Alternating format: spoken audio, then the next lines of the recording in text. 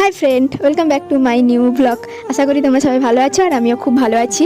এখন তোমরা দেখতে পাচ্ছ যে আমি স্টেশনে এসেছি। চলো আমি কোথায় যাচ্ছি ওটা তো তোমাদের সাথে শেয়ার করব।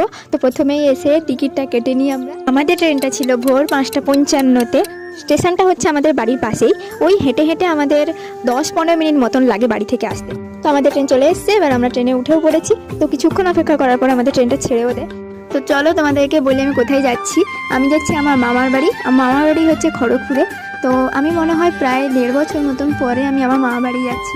ছোট যখন ছিলাম তখন মামার বাড়ি খুব যেতাম, এখন আর যাওয়া হয় না তেমন। কী আর করার, এখন সবাই ব্যস্ত যে যার কাজে, তো তার জন্য এখন আর যাওয়া হয়ে ওঠে না তেমন। যখন সুযোগ পাই তখন যাই।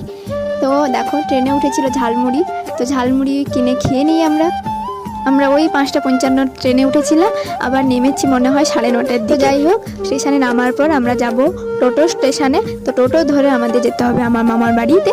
তো চলো টোটোতে উঠে পড়েছি, এবার যাব।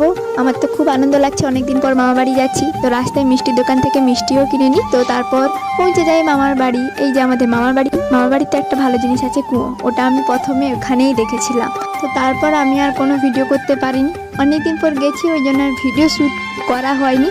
তো সন্ধ্যার সময় একদম করেছিলাম। সন্ধ্যার সময় ওখানে বাড়ির পাশেই একটা গণেশ পুজো হচ্ছিল এবং সন্ধ্যার সময় দীপ জ্বালানো হচ্ছিল, ওখানেই গেছিলাম দীপ জ্বালানোর জন্য। তো তাই জন্য ভাবলাম তোমাদের সাথে ওটাও শেয়ার করি। আমার তো খুব আনন্দ, আমি মামার বাড়ি এসেছি, আমি তো খুব মজা করব। আবার তোমরা একটা আমার চ্যানেলে সাবস্ক্রাইব করে দিও। তোমাদের সাথে আবার একটা নতুন ভিডিও দেখাচ্ছে। সবাইকে টাটা।